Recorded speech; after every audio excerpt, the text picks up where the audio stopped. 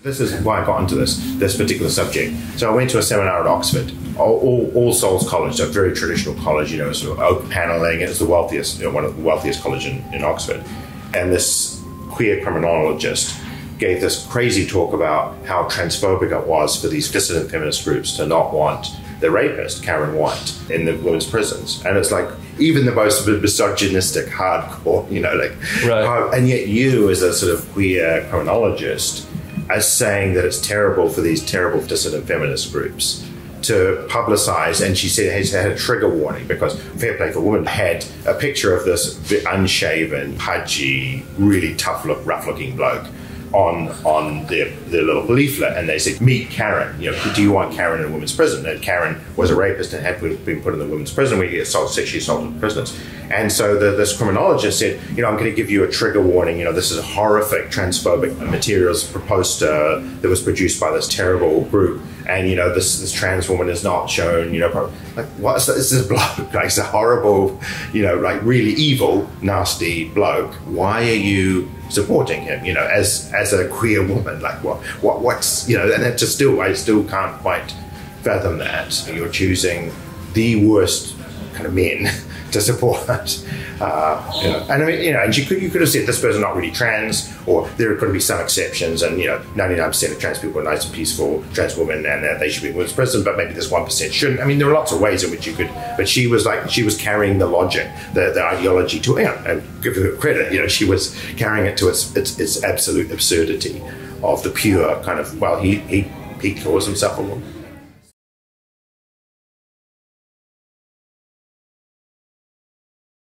So I'm here with Oxford Professor of Sociology, Michael Biggs. And a term I often use to describe the field of gender medicine and the movement that it's connected to is a kind of Twilight Zone-like unreality, wherein normative truth-seeking practices have been entirely subsumed by an activist sensibility in order to manufacture what I refer to as an astroturf pseudo-consensus, no more so and no more distressingly so than in the field of medicine. Professor Biggs is not a medical professional, but he's a person well-versed in quantitative methods of social science, and entered into the debate when he discovered something that Dr. Julie Mason downstairs was just documenting herself, which was discovering the Twilight Zone-like unreality into which the field had plunged. Some of it is self-evident to almost anyone. Colin Wright just made a comment downstairs where he was discussing a recent publication in the New England Journal of Medicine, so among the most prestigious journals in the United States, that made the facially absurd argument that a sex marker doesn't provide any useful information to clinicians, and that actually inflicts emotional or existential harm to the authentic identity of trans and non-binary identified people, and that therefore one's gender identification should be what is put into one's medical records, and exhibiting the incredible hacking of our reality sensing system to a degree almost unprecedented, I think, perhaps in all of the history of modern medicine. And this is a subject that you became aware of at a certain point and made some very important interventions in. So could you just kind of recount how you became interested in this subject and what you found when you turned your attention to it? Sure, yes. I saw on Twitter, after I became somewhat skeptical about some of the transgender claims, but I saw on Twitter some feminists or some people saying, "Oh, they're giving the same drugs to kids as they give to castrated sex offenders." Yeah. And so I thought that's clearly wrong. There must be some absurdity. It's clearly wrong. And then I discovered it was the same drug in America. It's Lupron. It's a gonadotropin releasing hormone agonist, which is a sort of used for puberty blocking. And then I thought, well, there must be a different dose given. So obviously you're not going to give the same dose. It must be 1/10 or 1/100. So it's very misleading to say it's the same, But of course, it's the same. I did the research and found out it was the same dose. And so then it just seemed so counterintuitive to me that you would give those same drugs. And so then I looked into the evidence. And of course, the evidence comes from the Dutch, and I read the two sort of seminal Dutch articles that were published by quite serious clinicians, well-respected clinicians from the Netherlands. And my reading of those was that there was very little positive evidence, in particular because, for example, in one of the studies they started off with 70 healthy Dutch teenagers, and they killed one of them. So they had a death rate over 1%, which they mentioned in the article, but it's very much downplayed. And to me, that was the most salient outcome of that experiment. So then I discovered that the British, the gender clinic in Britain, had tried to replicate the Dutch results, and they had a press release on their website. And I was looking at this in 2018. The press release was 2011. So 7 years later, and I emailed them and saying, what happened to this trial of the drug, or this sort of a study of the drug, and got no response. And then I started looking into it, and I realized they hadn't published their results, which, of course, for an academic, that really raises the red flag, right? Because if you have good results, you publish them. So the very fact 7 years later they never published the results made me very kind of suspicious. And then I started digging to look into the results. I found the results, or some of the results, and the results were not good. And that's clearly why they hadn't published them. And then I wrote a blog about this, and featured in the newspaper and the BBC, and eventually sort of led to the judicial review, or was one of the things that led to the judicial review in the Kira Bell case.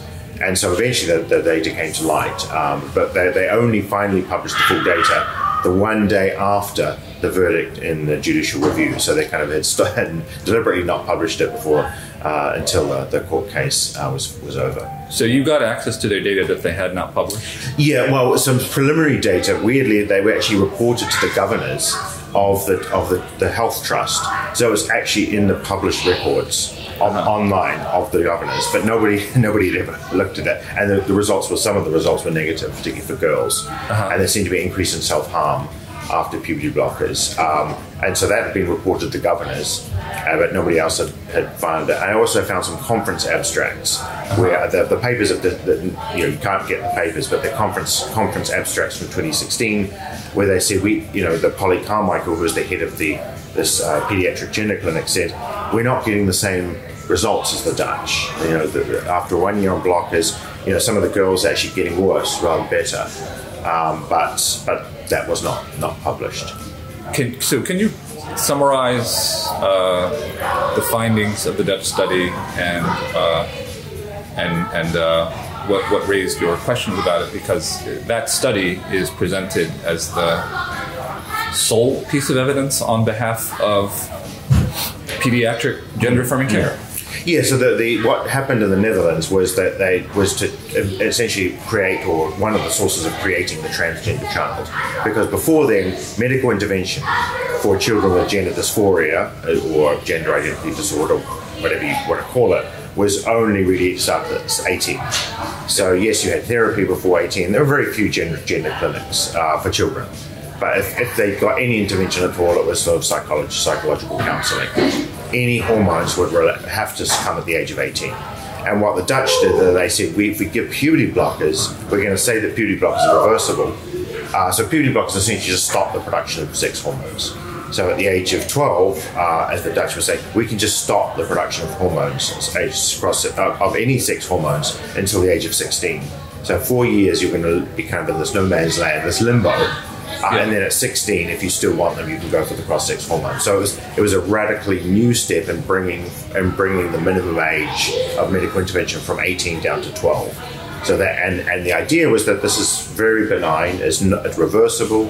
So there's a whole sort of series of discursive claims, which is certainly not true, but it's reversible. It's a diagnostic tool, and it's not. So we don't have to tackle the thorny issues of consent. Can a 12-year-old, and of course, when this treatment has been rolled out across in other countries apart from the Netherlands, they don't stick to the minimum age of 12. So it could be, it could be a child as young as 8 having to make this decision. But the idea is, well, it's reversible. It's just a diagnostic tool, so it's not a really big deal. We don't have to concern about whether they can consent to what, in effect, because in almost all cases, or the child who goes on puberty blockers will continue to cross-sex hormones and then surgeries. And so, in effect, it is the beginning of a lifelong process of medicalization. But of course, they say, well, it's just this very trivial, reversible step that can be changed at any time. And what information had you gotten about what they were doing in Britain? They announced that they were doing it in 2011, and then they allowed some information to trickle out. And that information showed that the girls were getting worse. Mm-hmm. And so what they did, I mean, they didn't release it. They just said to the media, and sort of a few years later, they said that it's been a great success. We're rolling this out across all England and Wales. So they declared victory. Yes, exactly. Yeah, before they'd even recruited all the children in the experiment, despite having had contrary results. Or before the contrary results were fully clear. And then the contrary results came in. Yeah, and then it was like, well, we don't really care. We don't want to. And remember, of course, I mean, if you want to, you have to take into account the fact they're getting huge pressure from parents and kids to offer these treatments. Yes. So in Britain had actually lagged behind other countries in not offering these because it was quite resistant up before 2010. And then there was a huge demand from parents and kids who said, we want these life-saving medications. And some actually children from Britain went over to America, to Boston, to get these medications privately. So from the point of view of the gender clinicians, there's a lot of demand. And we'll give the kids and the parents what they want. So the Dutch study, it was a different cohort than the British study. Is that right? Yes, totally. Yes. So the kids who went to the Amsterdam Gender Clinic. Yes. And so they went in the 90s, and they tended to be boys. Is that right? Or so the puberty blockers. The first one was about sort of 1988, but that was sort of very idiosyncratic.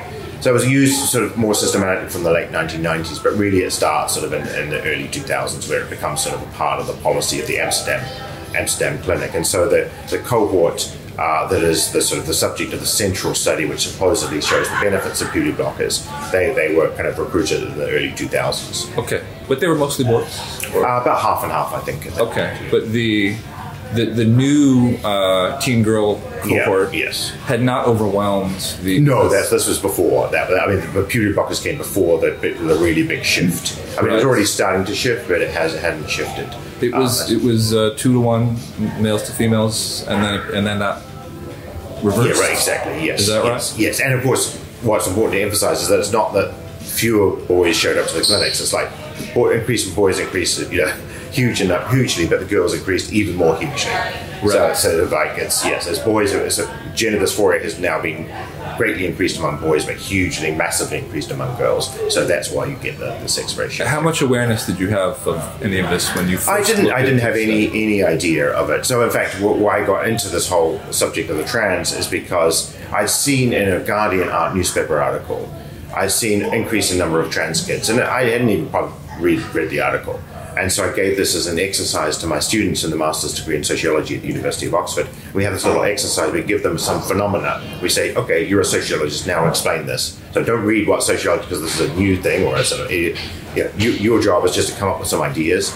And so we had a good discussion for, I think, an hour or so, in class, different ideas. And a student had, her boyfriend was in school and said, it's a lot of friendship groups that are kind of, declaring themselves trans. So we talked about, social networks and so on, but very, very mild discussion. And then after that, an American graduate student came up to me and said things were said in that discussion which should not have been said. And that was my first sort of encounter with wokeness, if you like. That was my first. And then it wasn't just her, so two German students also emailed me afterwards and said, and for example, I said, what explains this trend? And they said the word trend, is a taboo word. And I just thought, well, wait a second, the trend is just a line upward or downward on a graph, right? That's what in sociology, that's what I mean. No, it could be, the idea was that it could be saying it's false, or it's not respecting the lived experience of trans people or whatever. So I realized, that was my first encounter with this kind of student network activism, saying that we couldn't discuss things. And of course, what I said to them is, well, why didn't you raise those are interesting points.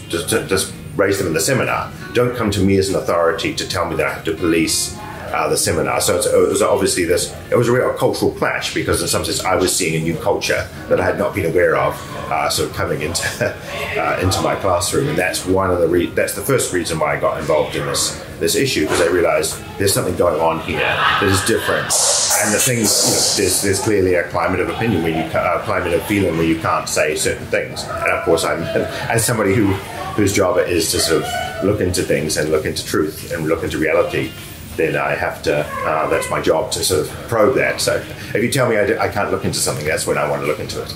Right. So you're kind of fortunate in that this phenomenon only emerged for you in 2018.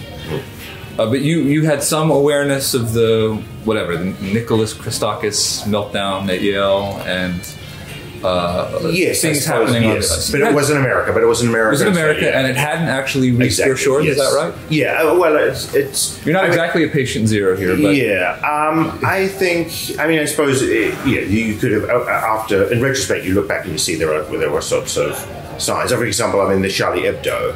I mean, sort of. Sure. Also, before then, sort of other sort of awakening was sort of Charlie Hebdo. So I was a devoted subscriber to the London Review of Books, which is the sort of the high class, sort of literary, sort of intellectual magazine. And I remember somebody had written into them after Charlie Hebdo, and it said, why aren't you, sort of saying something about this terrible attack on literary, freedom? And the editor wrote saying, they basically, Islamophobes, they're Islamophobes, and they sort of, somebody was punching up. They can't complain about being shot because somebody was, no, not that I'm exaggerating, but it was very much like, this is Islamophobia, and we're not going to, the fact that these people were, these literary people were actually killed.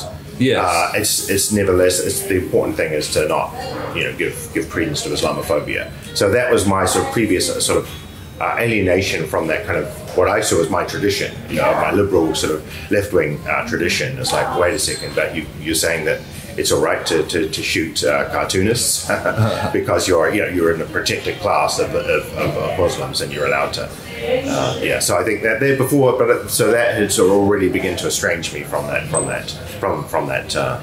tradition, or that evolving, radicalizing tradition. But up until that moment, you had felt that there was a consensus within academia about free speech and academic freedom. Yes.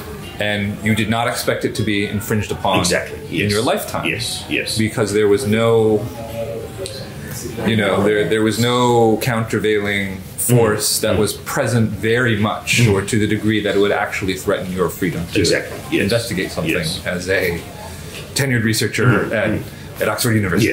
Yes. So you were saying, okay, here's this phenomenon we're going to talk about.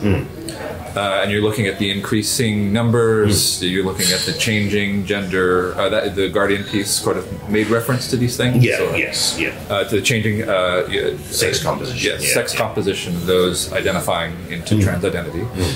And the kids, on the basis of, their sociological understanding, they apply their tools to it, and they also were providing some testimony because it was contemporaneous to them, and they were saying there are these clusters. We're seeing these clusters. Yes. Yeah. So and also So we're talking online media. I can't even remember there's some sort of discussion really, apart from this person who said, right. A woman who said, my boyfriend teaches, and you can see identifiable clusters, and of course that networks of kids who all of a sudden 3 of the friends become identified as trans, which of course we know is true, and of course it's very common with other social phenomena. There's nothing bad about saying that happens and through social networks, ideas diffuse through social networks. I mean, that's very standard sociology. Sure. So just on the basis of their own observation, they were manufacturing what would later be published as the social contagion thesis and the ROGD thesis. Because people see it. It is in fact happening. Yes. And so that was a one-day discussion. You had a little exercise. Yeah, exactly. Yes. And then it turned out that, you remember what the letter said? Were they monitoring? I do. I'm sure that there was some sort of exhortation to educate myself. Sort of at least that was the. I don't know if the exact precise words were used, but that was the sort of. That was that. You need to educate yourself. So they were speaking from out of this other consensus. You exactly. And to have that imposed on you was quite shocking. Yes, it was, and it was a culture shock. It was a real culture shock, and of course, partly as a teacher, I'm sort of, upset or worried. I want the students to be happy, and if the students aren't happy, then I want to address that. But also, of course, in the previous, and when I was graduate school, I was very heavily invested in the trans stuff as an onlooker and an ally, as you might say today. So I was also in this weird position of having this young woman who, I think I was pro-trans almost before you were born, and so that was also a sort of dissonance, right? Where I consider myself at that point a very staunch pro-trans person, and therefore to be seen as kind of like this, potentially hosting a transphobic discussion was sort of a real right. sort of jolt. To me. So you've been an OG trans supporter. Yes. But you had not gotten the memo that denying certain social phenomenon was what it meant to not be a transphobe. Yes, exactly. And acknowledging the existence of social phenomenon is what it meant to be a transphobe. Yes, exactly. And of course, I had been interested in the trans stuff and engaged with it in the 1990s, and then had not followed it at all.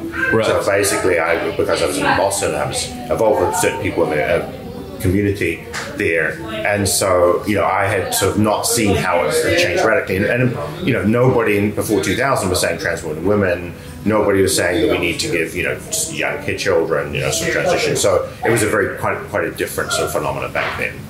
And so your awareness came all at once through social media. Exactly, yes. A couple Guardian articles. Something's changing. We're giving chemical castration drugs to children, and they are in fact the same drugs in the same dosage. That happened after that. Yes, exactly. Session? Yes. Okay, so you realized, there's a new culture that's on the rise. Now, you had been secure in the belief that your traditional standard notions of they're not traditional, but they're kind of traditional to the left, right? Yes, of the post-60s left there. Yes. Our understanding about free speech and academic But also, freedom. we're on the side of truth, so it's right-wingers who are distorting, and they've got this really ludicrous ideology. People on the left, we just want the truth. We seek the truth. Right. And that's the foundation of our sort of tradition. Yes. So from that old left, I guess it becomes the old left tradition at the moment of ideological succession. And but you thought it was in the ascendancy, and it was in the ascendancy. But how did you come to realize that these people were, from the perspective of the administrators and of the cultural environment that surrounded you, those people were in the right, and you were the problematic person? So I suppose, Oxford is... Or I guess you didn't know that at the time that they came out. I didn't. And, You're like, I may have to indulge these people, or... No, I didn't think that. Okay. So I'll try to be sensitive, but I'm going to let them know what the rule is. Yeah. I think I sort of... obviously I said, you should have said that in the seminar, and I think it was a sort of a relatively very minor very minor issue, but it sort of alerted me, and then I read around, and then I read Alice Drager's book about Michael Bailey, putting attacks on Michael Bailey, who was the object of gynophilia. And so then I realized this is part of it's not just these few students, this is part of a broader phenomenon. And then there was the Hypatia affair. Yes. So the Hypatia affair, where a young philosopher, Rebecca Tuville, talked about, well, why can't we're pro-transgender, why can't we pro-transracial? Which is a very perfectly legitimate philosophical thought experiment published in the Philosophical Journal. And then that was a massive campaign to vilify her. And again, I'm thinking this is really bad, so I think I've got to stand for academic freedom. And so, that's sort of, those are the things that sort of radicalized me, if you like. Did you see, and then did the Lisa Lippman thing happen before then? No, that was, I think, after Hypatia, Okay, but by the time that happened, then you had already done your deep dive into the... No, I was still just sort of putting my toes in the water. Okay. So I was sort of getting more interested in this and becoming more concerned about it, and interested in it intellectually, but also concerned about its sort of implications. And then you realized that this whole practice that has suddenly has scaled up, rests on a foundation of one study. Yes, exactly, yes.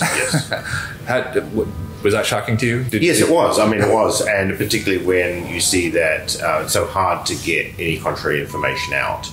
And of course, once you have all these clinicians saying this is good, and remember that in some ways that it's not like some other medical scandals where patients are given treatments that they don't, that they come with a symptom and then the doctor gives them a treatment which turns out to be bad. Yeah. In this case, the patients come wanting that treatment. Yes. So it's not that the gender clinicians are forcing these kids and parents to have this.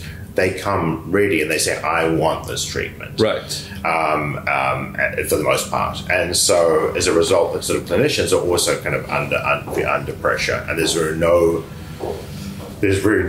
little scope. I mean, unfortunately, in Britain, we have a kind of more diverse media, including right-wing media like the Daily Telegraph or the Times, and so it's possible. The Daily Telegraph was the newspaper that first publicised my call for the release of the data on Oxford Professor accuses Tavistock Clinic. But without that right-wing, so I had to go to what I would never before read. I would read The Guardian. But now it was the Daily Telegraph that would be the one that would be willing to sort of write this up as a story, whereas the Guardian was sort of would never touch it. Did you feel was that a difficult step for you to take? No. At this point, it's fine. And also in Britain, we're fortunate that most of the pushback against transgenderism has come originally from left-wing feminists, so older feminists, of second-wave feminists. So there's no real evangelical right. So the culture war has a much less, a very different phenomenon than it is in America. And that's partly one of the reasons why I resent, let's say, American students. So I've had American students sort of take over my seminar and sort of tell me I have to explain myself and so on. And it annoys me because it's American imperialism. Like, you don't understand that here I'm on the side of not right-wing evangelical Christians, but sort of left-wing lesbian feminists. Right. So, but they bring their, Americans, bring their the belief that everywhere is just America. And so they come to Britain and they think, oh, well, they see me as a sort of a Trumpite, sort of a Trump supporter. So they've done takeovers of your seminar? Well, yes, there's been various kind of exposés of my views run in the student newspaper, but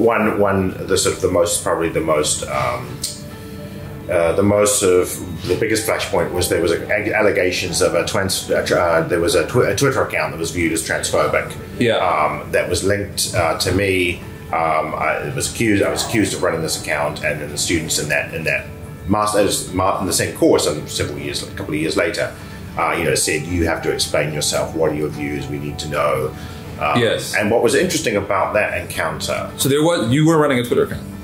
Well, that was the allegation. Yeah. Oh, was it true? Let me put it this way: that there was no official complaint. I said to them, if you have evidence and you think this, if you have evidence this was me, and B, if you think this account was transphobic, you should make a formal complaint. Yes. And no one made a formal complaint. So that's okay. But I think what was interesting there is that there was a lot of vociferous for students talk about transphobia and so on, and for 2 hours, basically, a struggle session for 2 hours.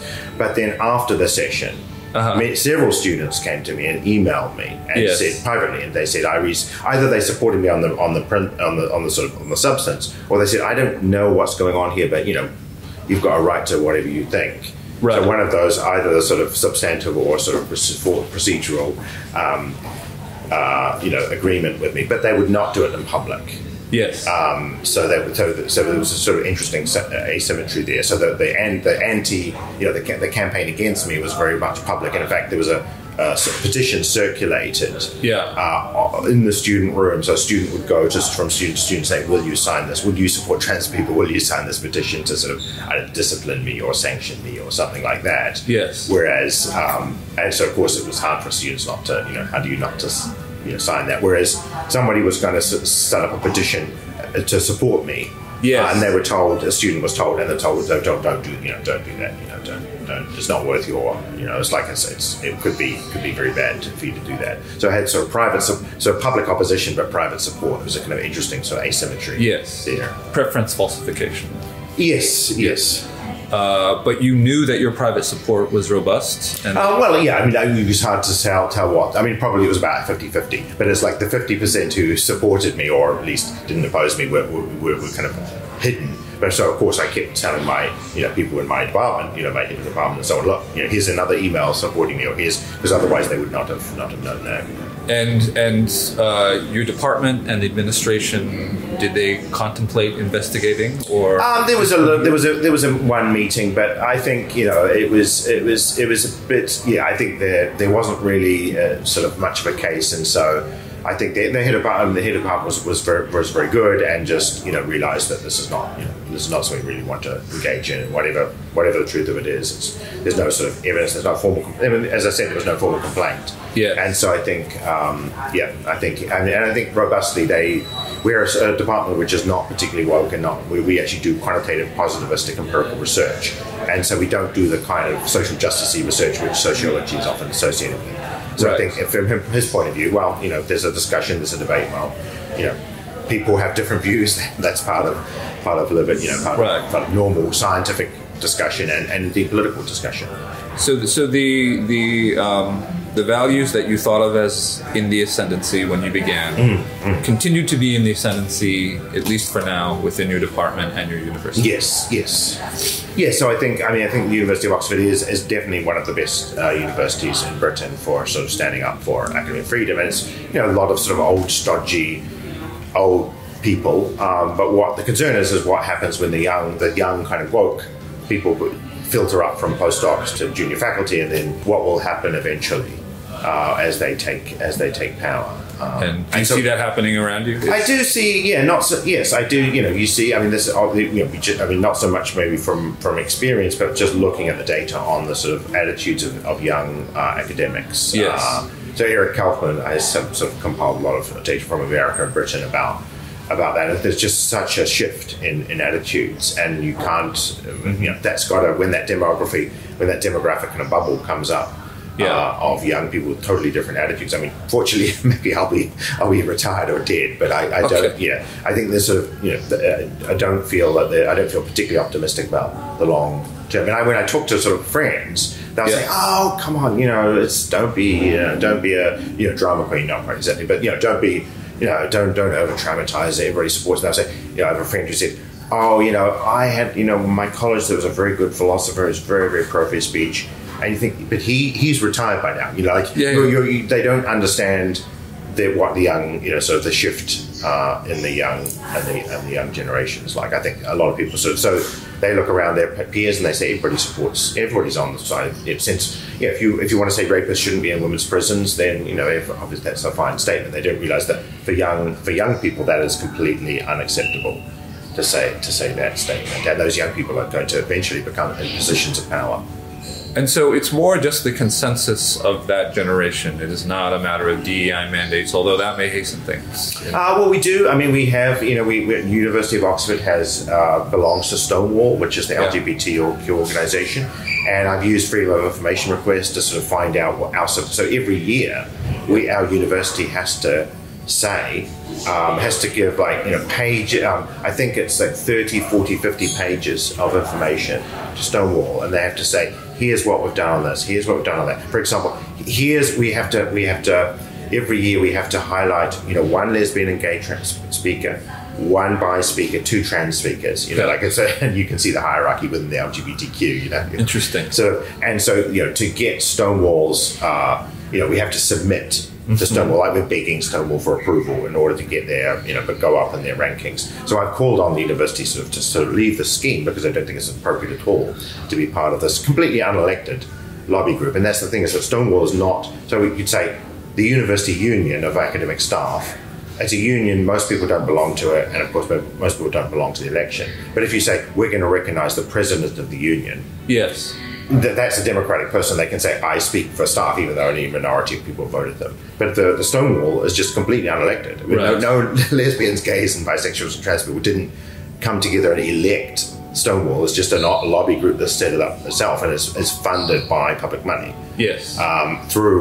So it's completely the sort of what I think in America is sometimes called a self-licking ice cream cone. Yes. It's kind of this particular circuit thing where the public public bodies pay Stonewall to tell them what to do. Yes. Right? And so even though University of Oxford is not particularly woke, it's still signed up to all these things. We have a trans policy and so on, which I wasn't even aware of until I started getting into this stuff. So the administrative rules and regulations have changed. even though the culture in Oxford hasn't yet changed particularly. And what have you gone on to do on the subject? Oh, so one sort of strand of my research is on the medical stuff, which is talk about puberty blockers. Another strand is on, I've written about, or more sociologically, about the sort of the impact of queer theory on prison policy in Britain. And I think it's kind of such a nice case, because you never think, of queer theory of Judith Butler. I read Judith Butler when I was in the 1990s, obviously kind of important at that point academic theory, but really, put it crudely, kind of intellectual masturbation. It's kind of, I didn't think much of it, but it's fine. If people in English literature want to use this, find it useful, fine, whatever. Performativity, gender, that's great. But when you see, actually, it's literally informing prison policy in Britain, and that was really a kind of a shock to me, or in England and Wales, with actually quoting Butler, or activists, key transgender activists, who say that their primary influence was Judith Butler, and now advising the prison service on to change the rules in order to make sex, to eliminate sex and replace it by gender identity. And so I have this article in the Journal of Controversial Ideas, which is probably the only journal that would publish it, but it was just a straight sociological case study of policy change and how queer theory, human rights policy, or human rights ideas also, but also then queer theory, shifted. It was behind this fundamental shift in prison policy, where instead of putting men, now if you have a man up until at the high point of that policy, what was important was the feelings of the rapist, right? If the rapist. And, if the rapist felt like a woman, then you need to make sure that his feelings are respected. And that was driven by, in the last phase of it, driven by kind of activists. Not all of them are trans, but part of this, the sort of inspired by queer theory. And what was also particularly interesting in the case of Britain is that it happened under a conservative government.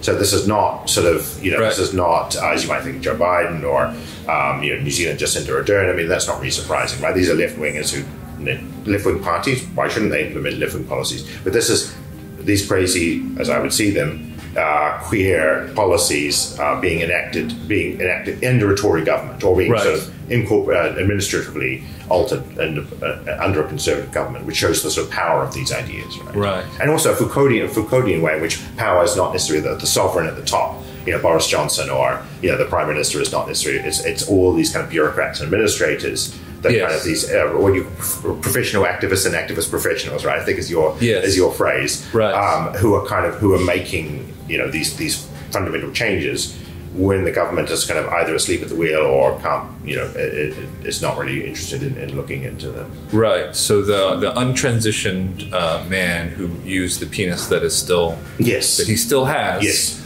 In order to rape a woman. Yes. So this is why I got into this particular subject. So I went to a seminar at Oxford, All Souls College, so a very traditional college, sort of oak paneling, and it's the wealthiest, one of the wealthiest college in Oxford.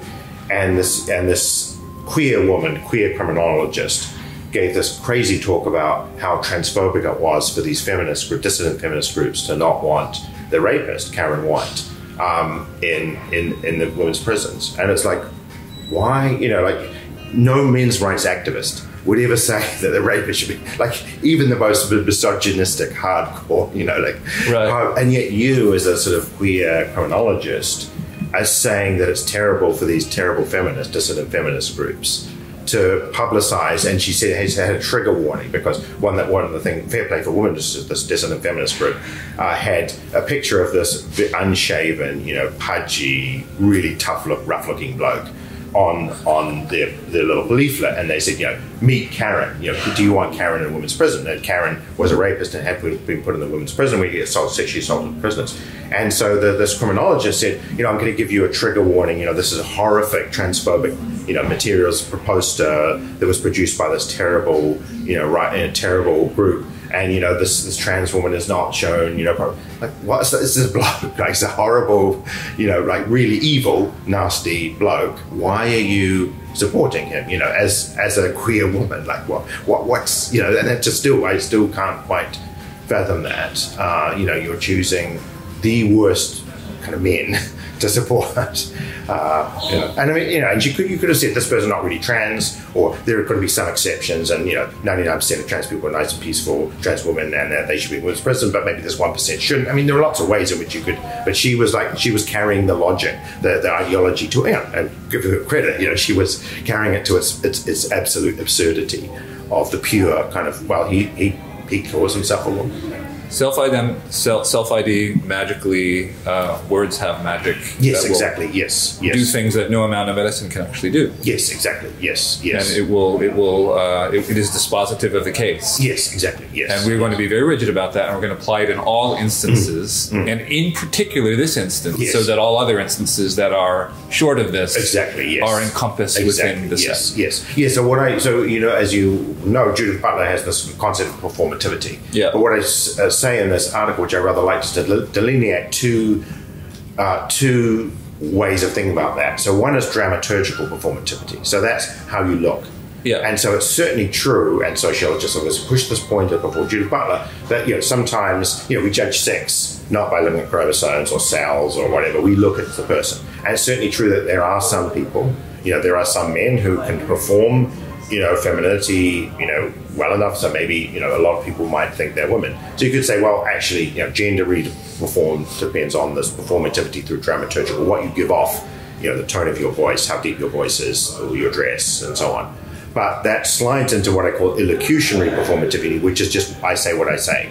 So in the first phase of the prison, you have this for a very kind of attractive sort of a transsexual who was put in a women's prison, and that was sort of dramaturgical performativity, because you could say, well, this person didn't really look like a woman, very, very tall but ginormous breasts, and long hair, and so you could say, well, there's a performance of femininity there, so there's a kind of a gender performativity going on in that dramaturgical sense, but then it ends up being just simply I say it, and that's where, that's where the ultimately the activists have read, where you say, I can be I can have a full beard and be dressed in the most manly way and have a deep voice and being manly in every respect, including, for example, raping women, and yet I say, it's that I am the word, sort of, I am the word, sort of say the word, I'm a woman, and that's everything. That is everything. So one would think that all people would reject such claims, and yet the set of people who are not rejecting those claims includes prison administrators, the President of the United States, the chairman of Goldman Sachs and BlackRock. So all of the entities that control the commanding heights of the global economy. How does one square this Twilight Zone-like reality with? For the most part, they just seem to not really sort of, accept the full reality of these things that are happening on the ground. Well, I think partly the way is controlling the amount of information that comes out. So obviously in Britain, fortunately, the case is the rapists, because we have a more diverse media ecosystem, including right-wing media, the cases like Karen White become so public knowledge. Yeah. Whereas in America, it seems, there are lots of these cases, but you see them on this sort of radical feminist YouTube channel, or maybe the right-wing, Daily Wire or something would have, but the mainstream, the New York Times is not going to report on that, Washington Post is not going to report on that. So in some sense, the information about sort of bad effects are kind of suppressed. That's one thing. I think another thing is that a lot of at this point, there are a lot of trans kids. And a lot of people have a trans kid or a trans nephew or a trans niece or a transgender, and so they're really concerned about this kid. I want to protect my kid. And so, for example, some of the gender intelligence training that was done at Oxford was driven, I know, because I defended a woman who was sort of subject to disciplinary proceedings, but by raising questions in the seminar. But that was initiated by someone who had a partner with a trans child. So often, private information is shared among sort of activists on our side about, this particular official, this particular university administrator, we actually know that they have, a transgender or a trans sibling or whatever. So often there's kind of people with direct personal stake, and either they view themselves as being, I really want to push the trans stuff because my kid depends on it. My sibling or nephew or niece or whatever. Or they say, maybe I'm a bit skeptical, but there's no way I'm going to destroy this relationship by giving succor to transphobes. And so there's a lot of that. I think that's one of the ways in which the movement is sort of surprisingly successful, is that, you have people with personal investments in it. And then I think the other thing is it's very hard to, in our current climate, to say sort of no to vulnerable groups. Yeah. Right. So there's no doubt that, if you believe you're trapped in the wrong party, you have this terrible gender dysphoria, you are a victim, you're a vulnerable. And so for somebody who's not in that position of privilege, a cis person like you or I, it's very hard to look them in the face and say, no, I don't agree with your claims, And whether that be the case with refugees or with, there are on all different dimensions of the kind of the privilege and victimhood. Yes. It's very difficult. If somebody accuses you of transphobia, I mean, it's very difficult to say, I think you're wrong, or I don't care. The instinctive response is to say, yes, I'm so sorry. What can I do to be a better ally? So we see these graphs about the explosive growth of the use of the term racism and so on, but those are terms that also have been around for a while. Yeah, but they didn't, I think, have the same. Yeah, they didn't have the same kind of. Yeah, they had the same punch as they did maybe now. But transphobia does not have a prior existence. No, that's true. No. It was astroturfed into place, and yet it became a thing that had always been a great sin for which a person could sacrifice their career and livelihood, and all at once. And it was and I think even in the year 2018, you did not know the perils that were associated with it, and you came to learn the full extent of the perils. You were protected to some degree by the residual, kind of ascendant belief about what was normative within the academy. That's there for now, but has eroded really rapidly in the last 5 years. Yes. But you do feel you're going to be able to keep doing your work, but it's among the most fascinating and also disturbing, I think, sociological phenomena. Yes, it is. Yes. In the history of developed nations. Well, it's certainly when I was in graduate school, I'd read sort of anthropology of some Australian Aborigine tribe or pygmies in Africa or what, and you realize it's such a completely different culture, and they're just weird beliefs, and you think, gosh, these people, how do they have such weird beliefs, right? Right. And then I discover, in 2018 that these clearly crazy, more crazy than any Aborigine or pygmy or whatever has come up with, being promulgated in my institution by people who look, my people, right? They're not foreigners, that people look like me and they share the same cultural heritage as me, and yet they have these completely bizarre beliefs, which are sort of, so in that sense, there's a real interesting sort of cultural, you realize the power of culture. Yeah, so being at EPATH and then being here, it's the same people. Yes, exactly. Yes. It's educated, middle class, first world people who share almost everything, except there is a divergence as great as that between us and the tribe, where you're, the sort of every boy's rite of passage is to give fellatio to the older man. There is that tribe, right? Yes. And how did that massive discontinuity emerge out of nowhere around the year 2015 and then divide the world into, at least from the perspective of power and authority, good and evil? When in fact evil rests upon the good, right? The thing that is trumpeted as the good rests upon a nugatory scientific evidentiary basis while making claims of being science and medicine. But I think once you establish the infrastructure of, and I think feminism has got a lot. Well, so I think you say there's no sort of precedent for this, but in some ways there was, and I have a piece which I really liked in Quillette, which didn't give that much attention, about how feminism itself has has laid the foundations for this, because of course now I'm sort of allied with a lot of left-wing feminism. I'm very glad to be, and of course they've often suffered the worst sort of attacks by, ironically enough, young women, and that's one of the also things that's very frightening to see this older feminists or older women being attacked viciously by these young women, and that's really also what kind of culture creates that sort of hatred of the mother or the grandmother. That's also sort of odd. But anyway, so we were just talking about how in the previous session about how families have now worried about their kids being taken away from them if they don't affirm, if they don't give medical treatment. In some countries, that's a real threat. And how terrible that is. But of course, what I want to say is, but that's what feminism wanted. Feminism wanted to destroy the family. Yeah. Or at least some portion of feminism, not all feminism. And it's also the kind of lived experience stuff, right?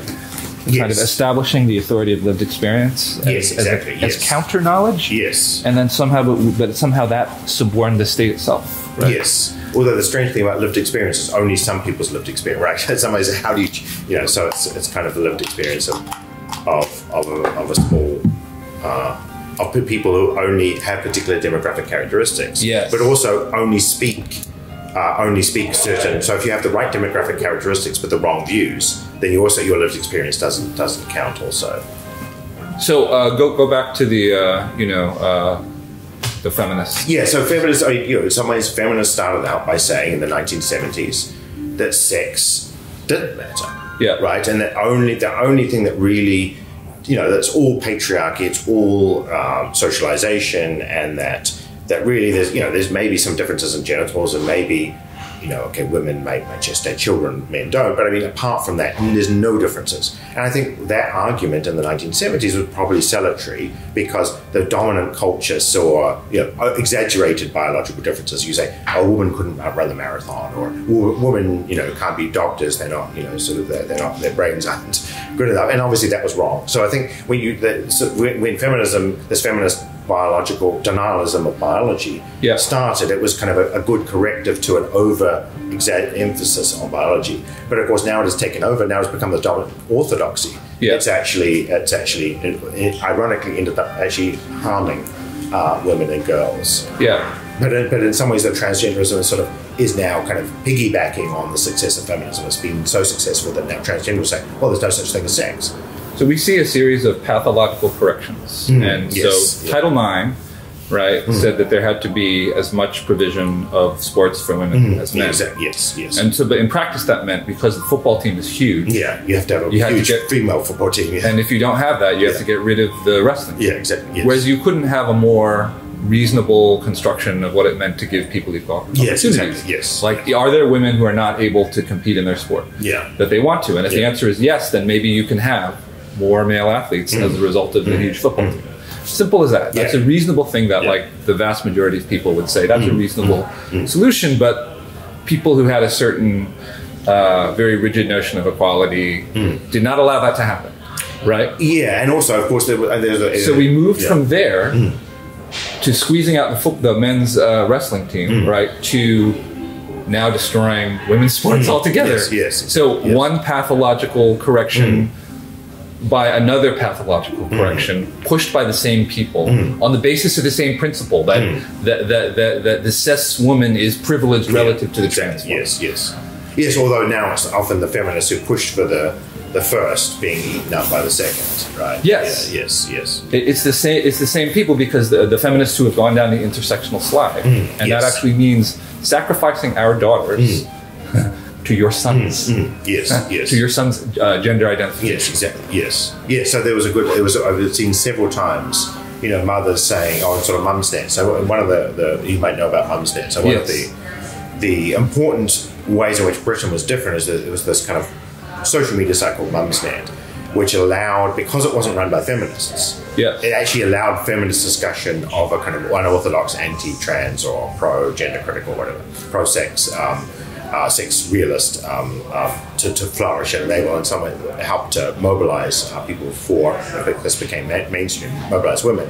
And I've read on this a couple of times, women saying, I can't, I have this argument with my daughter, I keep telling her, isn't it terrible that the boys, it's terrible that boys are competing girls, it's like terrible in girls' sports. And they say, but the daughters will say, but mum, there's no different, there's no differences. And the mothers are saying, what? My daughter's now saying there's no differences. I mean, women can do anything. It's like, but well, you've told her, you've raised your daughter to believe that there are no differences between women and that women can do anything and girls can achieve anything. So in some ways, you've created this monster that is now devouring you. And the girls approve of that devouring, is the thing. the younger generation. Yes, exactly. Yes, and that yes. Yeah. Not all of them do. No, but Riley Gaines doesn't. She was second place. Some of the other people didn't. But Riley Gaines, in the U.S. context, was a right winger. Associated with right wingers, and in the U.S., our polarized system. Once right wingers oppose something, then it becomes necessary to it strengthens and consolidates the progressive consensus that had, and so these things swept through left-wing activist spaces, and then they swept through academe, and then now they're surfacing at the level of national politics. And when it's Republicans and right-wing evangelicals that oppose it, then it strengthens progressive control, and it's progressives who control American institutions, and it's progressives who control BlackRock and Vanguard, and so the most extraordinary mimetic warfare, all on behalf of a population so small that it demographically doesn't even exist, right? I mean, in terms of votes cast, and yet people's sentimental attachments manufactured through I Am Jazz or through these books are enough to activate. It's a virus. It controls the whole mechanism of progressive ideation and progressive governance. Yes. And the question is like, can democracy, because most people's opinions are rooted in reality in a way that the elite consensus has now departed from. But it's rooted in reality in such a way that no one has ever had to question it before, no one has ever had to make an articulate defense of it before. Everybody just assumes this is true, that questioning it is crazy, because it is.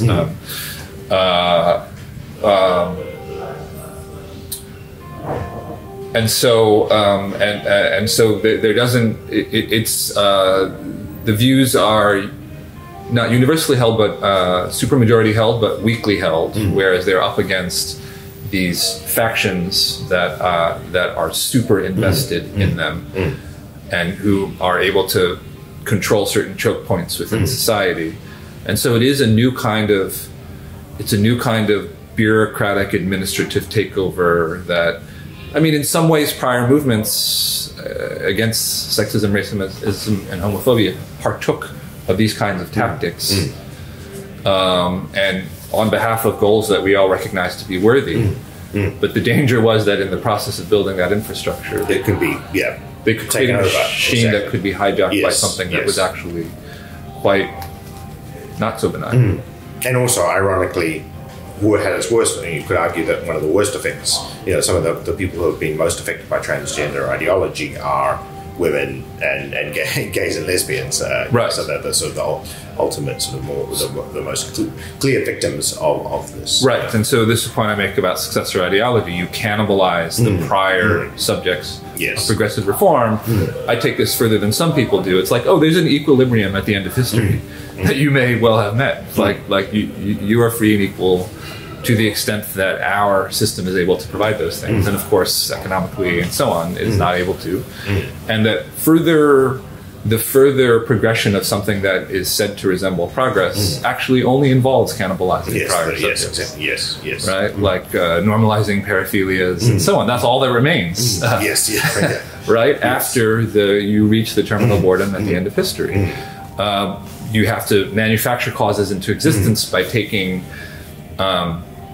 a category that doesn't even really exist, redefining it as something that any troubled person can identify into, right? And then telling them that that the people that don't want to give them everything that they're asking are hateful transphobes, and that the state and the oligarchy are on the side of these victims, and that the hateful masses have to be placed under further control and denied any democratic legitimacy.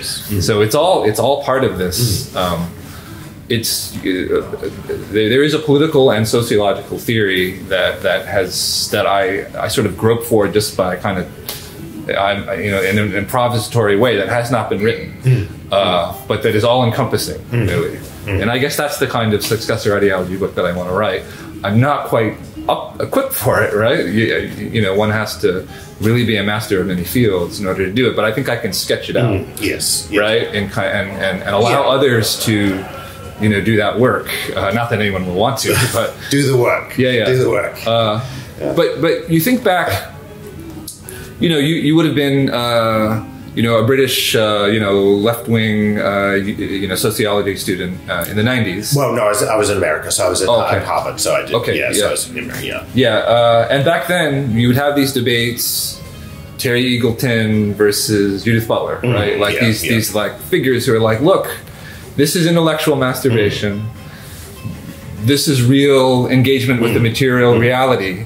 And we know that this sterile scholasticism is not going to make any difference in the world. Exactly. Yes. And it turns out, exactly. That was it turns out that it was the intellectual masturbators that transformed the world. Exactly. Yes. And I think Judith Butler, if you'd gone back to 1995 and told her, you know, if I'd gone back in a time machine and said, "Do you know that, you know, British prison policy in 25 years' time will be shaped by your ideas?" I mean, I think she would have no. She would just say, "You're a lunatic. You know, you're absurd." You know. I mean, that militates against her very notion of the cis-heteronormative society that she lives exactly. Yes. And so, and of course, that term didn't even exist for her, did it? Because the term cis didn't exist. Yes, exactly. Yes. But we can coin these terms in 2008, and they can become the basis of primary school education in 2023. Exactly. Yes. And so, so how does one push back against all that? Well, I think Britain has provided sort of led the world in pushing back. Partly, I think, because for various reasons. One is Mumsnet. One is the sort of more diverse media ecosystem. Another is, I think, a lack of Christian evangelicals. So there's sort of not that kind of really homophobic, pro-life, kind of, you know, British traditions was much, British conservatives much weaker and less reactionary. And I think, I think those are, so therefore, in some ways, Britain has really led the way. And because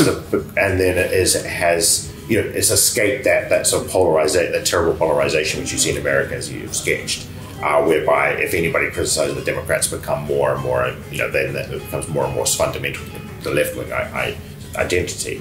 But of course, it's not clear what's going to happen when the Labour. So already, as I said, I mean, a lot of the trans stuff and wokeness more generally is embodied much more now than it was under Labour. So despite 15 years or whatever it is of Tory rule, 13 years of Tory rule, and now, obviously the Conservatives make noises about cultural war occasionally, saying, "Oh, we're going to push back against this stuff," but of course they never really do, or they do in very, very minor ways. And so we've got no idea what's going to happen when the Labour will come in. And with the Labour at the moment sort of seems to be committed to a very pro sort of trans stance, but Keir Starmer is making a wobbling a bit on that.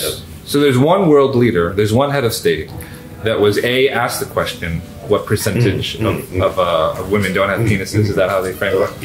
Yeah. Okay. Yeah. And then there's one head of state who said 100%. It was asked of another leader who was like equivocated more than 99%. Yeah, I think Keir Starmer sort of said 99% or whatever it was, or 99.1 or 99.9 or whatever percent. So so he's equivocating. Yes. And whether he's going to realise, I mean, sort of the hope is that he realises that, as you say, that this is not the kind of thing that, as it becomes more salient, it will alienate voters. Yes. But of course, the activists, the young activists in the party. So I was engaged just before the pandemic in a scheme to sort of talk to Labour MPs about, for example, pediatric. I was one of the experts lined up to talk to Labour MPs about the lack of evidence for transgender medicine for children.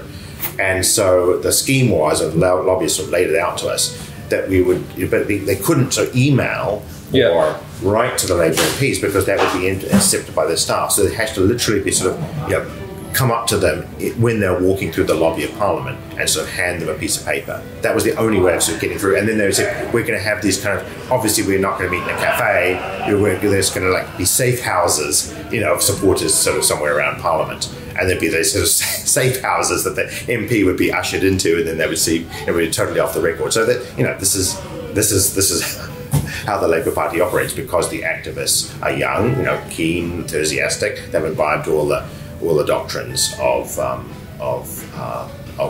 transgenderism. So there's one Labour MP who is sort of very vociferous, Rosie Duffield, and she's been attacked as a result of it on sort of our side. But everybody else is either silent or they're very much, trans women and women, trans kids need, medical. But you are educating people, and people are. Well, so that scheme was foiled by the pandemic, and okay. Yeah, but I mean, there've been countless, and of course, left-wing feminists. I wasn't necessarily engaged with the Labour Party, but there are lots and lots of Labour Party, members and sort of activists who are feminists who are trying to sort of put these views forward, and they're, having marginal success. I think really what will change the Labour Party's view is if it becomes enough of a salient issue, so the Tories are beginning to win, public sentiment. Because one of the problems, you say that, well, okay, the majority of people don't believe this, but of course the majority of people also, it's not salient. So, why would you? Yes, you say you support the Tories on this particular issue, but this issue is not relevant for your life. But as the number of as it becomes more prevalent, and particularly when you see your school teaching your kids that, then I think then it becomes more salient, and as it becomes more salient, I think the majority view is going to become more important. And we saw this in Scotland when the Scottish government, very woke progressive government, tried to push forward gender recognition to bring in self-ID.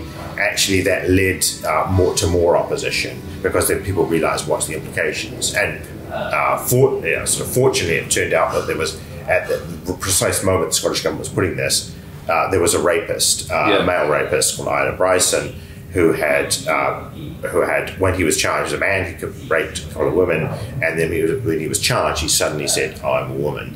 Yeah. And so then the media, once the media can ask the question of the politician, do you think this rapist, Ina Bryson, is a woman? Do you think does she belong in a women's prison? And then once they're cornered, the politician looks really bad, because now they can't say this rapist is a woman. So once the media is able to have the courage or audacity to put forward that question, then the whole policy seems ludicrous. But what happens in most countries like New Zealand, where I'm from, or America, is that question is never put to the politician. So then the politician never has to answer that question. And so the rubber will hit the road. More and more people's 10-year-old girls are going to be defeated in sports and become totally discouraged as a result of a boy crushing them. And so the idea is that democracy can then serve as a check. And that's the question. Yes, I mean, I hope. Yes, I mean that's the optimistic scenario. Yeah, I think I mentioned this before, but there was a party affiliation, and of course, only 25% of the country is Democrat or Republican in the U.S. Party affiliation by generation is like in the high single digits, favoring Democrats for both millennials and baby boomers, but for Gen X, it's plus 20 Republican. And why is that? Gen X are actually the people whose kids are in school now. I guess they're kind of getting older, but yeah, I mean, Gen X are the people who know that critical race theory and radical gender theory are not just made up right-wing moral panics. They know it's happening because it's happening with their kids. Yeah, exactly. There is an overall bourgeois moral revolution that is being led and being imposed top-down upon children. And it's based upon ideas that are inimical to pluralism, liberalism, democracy, reason, fairness, truth-seeking. It's explicitly opposed to all those things that are very much in the grain of Anglo-American democracy. They aim to be an assault on it. They are undertaking an assault on it. And they're doing it in a way that is insidious to an exceptional degree, and it's the people who are on the gender frontier who are most clearly exposed to it. Yes. And so that was the kind of vector of my interest in it in the first place. and then it goes on to, oh yeah, it actually has become a child mutilation. It's become a child sacrifice. And the consensus of our medical establishment supports it. I don't think I never dreamed I would witness such a thing in my life. Yes, exactly. Yes, but again, I mean, remember the radical, from the 1960s, the radical, at least, idea on both sort of gay rights and also feminism was to destroy the family, and this is the sort of finally, obviously there's no intentionality here, but this is the method by which they're able to there is a destruction of the family going on because you have social workers and teachers and doctors and clinicians sort of taking children away in effect, either sort of in some cases actually taking them away from the family, but at least radically alienating the family and also making them victims, of course, of forcing the family or parents to support giving this the sort of the sort of rhetoric of either you have a dead daughter or a live son, or the other way around, for trans, the other way around. Yes. And now, but it's like you say, either you have a kind of either you support your child's transition, or you're going to be completely estranged from your child. Right. So you have to believe in this ideology, or at least pay lip service to it. Yeah. Or you lose your kid. That's the choice that predominantly I think the protagonists in this are women. These are feminized professions, social workers, teachers, clinical psychologists, whatever. And so that's why I don't like, I find it annoying when people say, oh, it's all about patriarchy, it's the revival return of patriarchy. No, this is the sort of the results, unintended consequences of some aspects of feminism. So you've stood up in the face of this, and it happened incrementally. You're like, hey, I'm allowed to research this, and oh my God, what's happening with the puberty blindness? Yes, and then it's gone further. And look, oh my God, what's happening with the prisons? They're citing Judith Butler on behalf of the defense of men with penises who have raped women. And you've become aware of the enormous apparatus of power that you're up against. It's still constrained, where they have to allow you to continue to operate as a tenured professor. But how do you? It's clear that the powers that be have decided. There's the idea that maybe they can be restrained by democratic politics. But you're just a guy and a few other guys, and right, like also many girls as well. And other people. How do you feel about that prospect? Right, because there is what the majority believes, and then there's also the truth, and so those two things are both powerful. But the truth in itself actually doesn't prevail on its own. Yeah, no, I'm cautiously optimistic. So I think, and from Britain at least. Now, if I was in New Zealand, as I say, from New Zealand, so I look at those, so what's happening there. I mean, it's much, very, very grim, and I think I'd be incredibly pessimistic. And I'm very glad to be in Britain. I think it speaks a lot about sort of British democratic culture, that you can have these sort of discussions in ways that you can't in many other English-speaking countries, or all other English-speaking countries. But on the other hand, Britain is. Police are investigating people for misgendering. The police is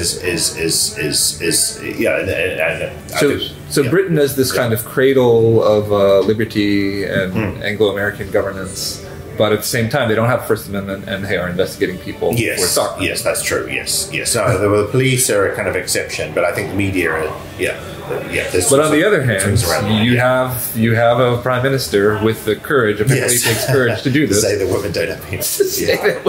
Exactly. Yes. And this is going to be an important political question. Exactly. Yeah. Going into the future, do women have penises? Yes, and everybody has to be asked this, and they have to stand and be counted. Exactly. Yes. But also, at this point, there's also kind of a large number of people who are invested, actually physically, in sort of transgender. And you can see now that there's been some successful pushback in Britain, you can see among the transgender activists there's a kind of genocidal rhetoric. They're going to kill us. It's a genocidal. This is we're subject to genocide. There'll be tweets for saying all my trans friends, we have kind of go bags. Yeah. You know, or we're thinking about where do we flee? You know, we're fleeing from the genocide. So you do have, you know, because they have conditioned their existence on on access to women's private spaces, sports. Yes. If we don't get these things, that is genocide. Yes, and in some sense, I mean, there is some sense in which, you know, of course it's absurd, but it's also some sense true because their social life depends on that. Their sort of social identity, their social because being. If they're truly recognized as the sex that they claim to be, then all of those things come naturally to them. Yes, exactly. Yes, and the denial of that recognition is the annulment of their identity claim. And if their identity claim is the seat of their self-hood. Right, exactly, they're dead. It's socially, in effect. Yeah, not literally, but yeah. And I think, yes, and I think... So we the Western world, make promises to them. Exactly, and of course, I mean, many of them have transitioned on the NHS, and explicitly, you know, the NHS says, public health system in Britain, you know, we're going to give you these medical treatments, but as a result, you know, you will go into the woods if you're a man, you know, you're going to have estrogen, maybe genital surgery, and you have the right to go into a women's... In fact, even I've heard that sometimes they will say if somebody is, you know, even before they've been diagnosed with gender dysphoria, they'll say to a man, you know, a young man, well, try using women's toilets and see, you know, does that feel good for you? And if it does, then, you know, maybe you have gender dysphoria. So in some sense, the NHS has sort of told people that they can transition, they have a right to do so. And so, of course, they, you know, if you've invested years and years of your life in this process, had surgeries and, you know, taking drugs for you know, of course you're going to say, well, you know, like I was given this promise by the state, by this publicly funded health system, and now there are a group of people who are wanting to take that away from me. So you can see why they are so, you know, that feels so bitter to them. So the die-ins and the stuff that are happening in the U.S., is that happening here, or not quite so much? Yeah, there have been some protests and so on, but and there have been some quite aggressive protests against. For example, there was a showing of a film, Adult Human Female, not the Matt Walsh one, but the film in Edinburgh, and they've tried to show it a couple of times in Edinburgh, and both times there's in the University of Edinburgh, and both times the sort of students and staff and sort of queer allies from outside the university have managed to shut it down. So. Right. But unfortunately, you know, we don't have the kind of access to guns. We don't have the kind of extreme violence of in America, the sort of culture of violence. But I you know, do worry when I look at these Twitter tweets by trans activists. I think, you know, it does look like they are creating kind of a fear, which ultimately, you know, it's hard to see how it won't end up in some kind of violence. So there is this, you know, an inadvertent advantage that they've obtained is through the you know, there is this shattering stupidity of having to organize around the idea that women don't have penises, right? Yeah. But they have fully committed to the shattering stupidity that women do have penises. Yes. Yeah. Right. But it's very hard to not think that it's beneath your dignity to have to take a stand and also risk everything. Exactly. Yes. On behalf of that proposition, and yet we're rapidly approaching the moment where no resident of the Western world will have to take a stand. We'll have to take a stand on that. And there's this Twilight Zone-like unreality and absurdity about that. But you got there a little bit earlier. I got there a little more recently, but everyone will get there exactly soon enough. Yes, and as a matter of certainty, there's no way we can avoid it. Exactly. Yes. And perhaps there's a messy compromise possible. Maybe, you know, maybe there's a messy compromise where you say, well, this type of, you know, like, we won't put the rapists in women's prison. But maybe if you're a man and you've committed some crimes which are non-violent, you've had genital surgery, maybe, you know, personally I wouldn't agree with that policy, but, you know, you could say, well, maybe, you know, that there could be some cases, or maybe, you know, there are different rules for toilets as for prisons, or, you know, so there could be a compromise. But what is interesting is that you know, if I was a trans woman, I would not be pushing for rapists to be in women's prisons, right? I know that is the worst thing we could do, or again, and also going after very young, you know, children. You know, and yet the transgender movement, there are some transsexuals who are kind of more moderate and we're looking for compromise and perhaps even agree more on our side, and some transsexuals at this conference. But there's such a tiny minority, you know, and of course they're stigmatized by their own community. and they face skepticism perhaps from our community as well. So they're feel very sorry for them. But there's just so few who are willing to sort of come out and sort of say, well, different ideas are possible, or maybe we shouldn't be medicalizing children, or I transitioned as an adult and I'm happy, but I don't want children. Adults can do that, but not children. So, but these moderate voices are very, very, very atypical in the transgender community, unfortunately. Yes, but because it exists as the community by virtue of this activist agenda. Yes, exactly. Yes, it doesn't exist otherwise. Yes, and I think it's an anomalous practice. Exactly. Yes, that in a gray area of medicine. That's what it was until very recently, and there are people who put themselves through that, and to manufacture them as a coherent, protected class involved torturing the meaning of all those things, but it also had this tremendous utility, is what turned out to be the case. Exactly, yes. Because real populations, real marginalized populations have actual needs that may not coincide with, what the board wants to do. This is entirely a creation of the board, and so they're entirely at the sufferance of the board, right? And thus, to be this is to be the activist.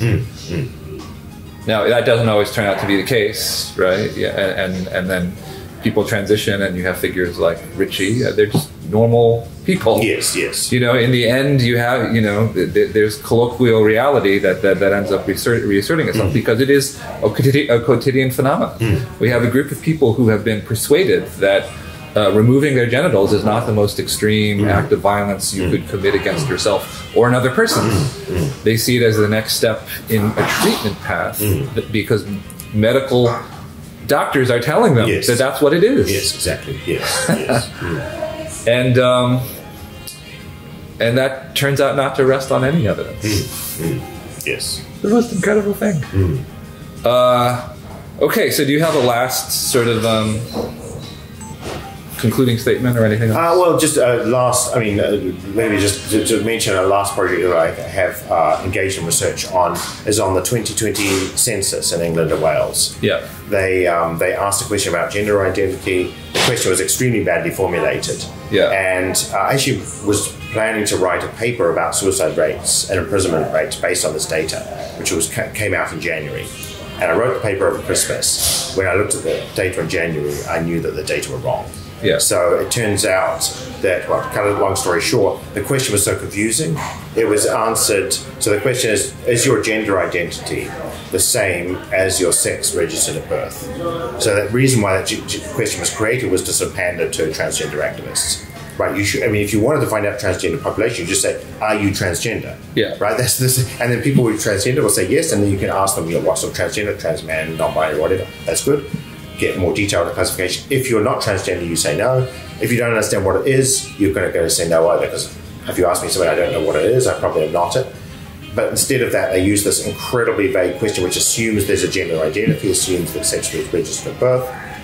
And what I discovered is that the best predictor of transgender status, according to this question, is whether you don't speak English very well. And so there's this massive contamination of data in the census, and I've now got the Office for National Statistics to actually now do an investigation on the data that they've produced. So it's sort of contamination of everything, including the very statistical reality which you use, not just for social science purposes, but also to allocate funding. Yeah. So local government will allocate funding, because what alerted me to the problem is that all the places with the highest transgender population were the places with lots of immigrants, which place I live, so lots of Muslim immigrants. According to the census, 1 in 67 Muslims is transgender. Right. Now, that's so obviously absurd. We know that 1 in 67 Muslims is not transgender. And yet they will have real consequences, because local governments in the areas with high immigrant populations will say, we've got a lot of trans population, we need to fund more and more trans services and so on for these kind of completely non-existent populations. So that's an example of the way that the very kind of statistics on which government and society is run are sort of contaminated by very strong activist agendas. So this giant Twilight Zone-like unreality is just going to repeat itself over and over again, and in ways that ultimately end up to the detriment of children, of women, and yes. of the functioning of society as a whole. Well, I mean, There's no way that it would, like, this is a complete absurdity, but it's just a taste of what's to come. well, or more optimistically, it'll be a high peak, and then it'll, maybe either we'll get a rolling back, or we'll have a kind of some sort of messy compromise where neither side is particularly happy, but it's kind of a more sustainable equilibrium. But do people recognize the absurdity of that? Do they not? Absurdity of What you just described? well, Of that outcome? Of that? of the messy compromise. No. Of The finding. I think it was widely reported in the sort of the conservative press. The Guardian, interestingly enough, never contacted me or even critiqued it. Yeah. And also even trans, sort of the activists who are very pro-trans or academics who are very pro-trans, they never commented on it. So they could have said he's wrong. And I wasn't even sure before I got all the data whether I was right. I was like, this doesn't ring true to me. But of course I could be wrong, and people would say, there might be transgender refugees who are in these areas. It didn't make true, but who knows? I mean, I'm not omniscient, I might be wrong, but they never engaged with the argument. They just simply kind of ignored it.